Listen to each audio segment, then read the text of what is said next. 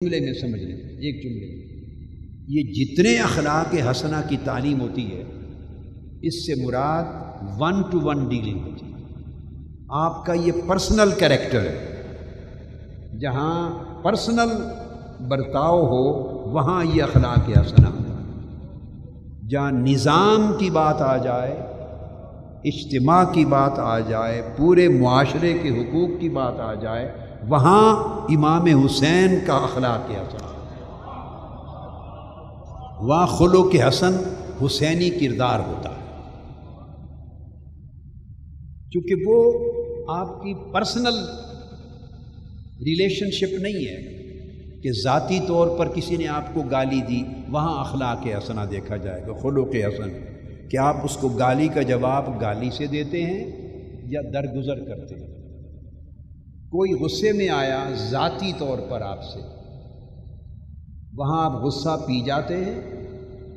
یا غصے میں آ جاتے ہیں۔ کسی نے ذاتی طور پہ آپ کو حقارت سے دیکھا، آپ اس کا رد عمل کرتے ہیں سخت یا نظر انداز کرتے ہیں۔ یہ ساری ججمنٹ آپ کے ذاتی بیہیویئر میں ہوتی ہے، پرسنل انٹریکشن میں ہوتی ہے۔ جہاں نظام آتا ہے وہاں کائنات میں سب سے زیادہ عفو و درگزر کرنے والے نبی صلی اللہ تعالیٰ علیہ وآلہ وسلم، جہاں دین کا مسئلہ آ جاتا یا معاشرے کا مسئلہ آ جاتا، اس وقت آقا علیہ السلام سے بڑھ کر کوئی مواخذہ کرنے والا اور اس کے سامنے کھڑا ہو جانے والا نہ تھا۔ حتیٰ کہ آپ کو ایک بات بتا دوں، فتح مکہ جو ہوئی، فتح مکہ وہ بھی قریش اور مکہ والوں کے ایک ظلم کے انتقام میں فتح مکہ ہوئی۔ تو آقا علیہ السلام نے معاف نہیں کرنا، کیونکہ وہ ذاتی معاملہ نہیں تھا۔ جب آپ نے حدیبیہ میں صلح کی تھی اور صلح نامہ لکھا تھا جس کو صلح حدیبیہ کہتے ہیں، تو اس میں ایک شک تھی کہ 10 سال تک نہ تو مکہ اور مدینہ کی قیادت، یعنی دونوں حکومتیں یا دونوں فوجیں اور دونوں سٹیٹس، ممالک مکہ اور مدینہ، نہ تو آپس میں لڑیں گے، جنگ نہیں ہوگی، 10 سال کے لیے جنگ بندی، اور اسی طرح جو ان کا حلیف ہو جائے گا، جو ان کا حلیف اور الائی ہو جائے گا، ان پر بھی کوئی حملہ آور نہیں ہوگا،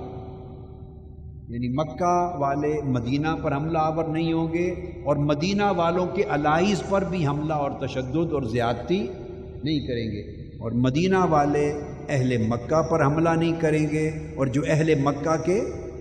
الائیز ہوں گے ان پر بھی اٹیک نہیں کریں گے۔ یہ ایک شک تھی۔ جب معاہدہ ہو گیا تو 2 قبیلے تھے، ان میں سے ایک قبیلے نے اعلان کر دیا کہ ہم مدینہ کے ساتھ الائنس کرتے ہیں،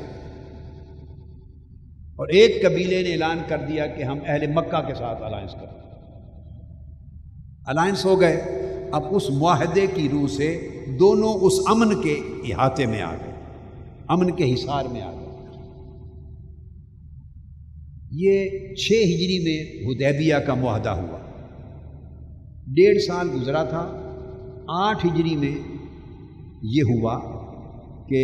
مکہ والوں نے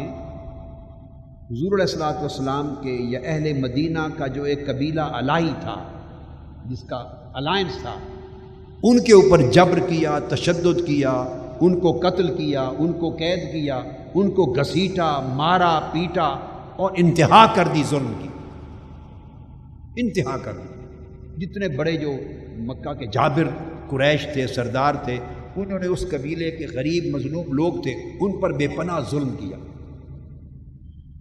اس قبیلے کے لوگ فریاد لے کر مدینہ گئے، مدینہ طیبہ میں گئے فریاد لے کر، اور تمام کتب سیر میں پورا واقعہ آتا ہے کہ وہاں انہوں نے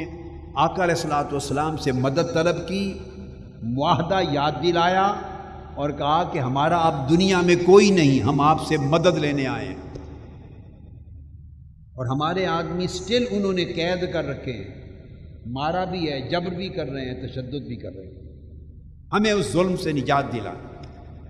حضور علیہ الصلوۃ والسلام اس معاہدہ کے تحت پابند تھے، ریاست مدینہ ان کی مدد کی۔ آقا علیہ السلام نے بات سنی، بہت متفکر ہوئے، اندر تشریف لے گئے، اندر سے نکلے آپ مجاہدانہ لباس کے ساتھ، اور فرمایا صحابہ کرام کو اعلان کر دو، چلو ان مظلوموں کی مدد کے لیے مکہ کی طرف مارچ کرو، ان مظلوموں کی مدد کے لیے۔ تو اس پر 8,000 افراد،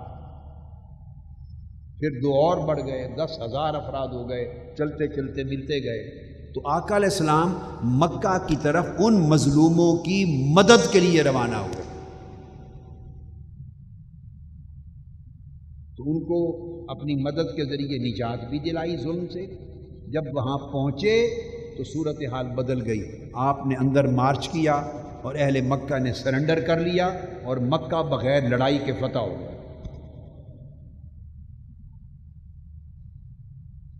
جہاں ظلم ہو، معاشرے کی بات ہو، اجتماع کی بات ہو، نظام کی بات ہو، معاہدہ کی بات ہو، حقوق کی بات ہو اجتماعی، وہاں یہ چیزیں نہیں ہوتی، معاف کر دینا، نرمی سے بات کرنا، یہ نہیں۔ وہاں پھر ظالم کے سامنے کھڑا ہونا، اس کی گرفت کرنا، اس کا مواخذہ کرنا، مظلوم کی مدد کرنا، ظالم کو ظلم سے روکنا، حتیٰ کہ پھر وہ غزوات تک جا پہنچے، جنگ تک جا پہنچے، وہ سب اس کا حصہ، یہ بھی اسی اخلاق کا پارٹ ہے۔ تو مظلوم کی مدد کرنا بھی اسی اخلاق حسنہ کا حصہ ہے۔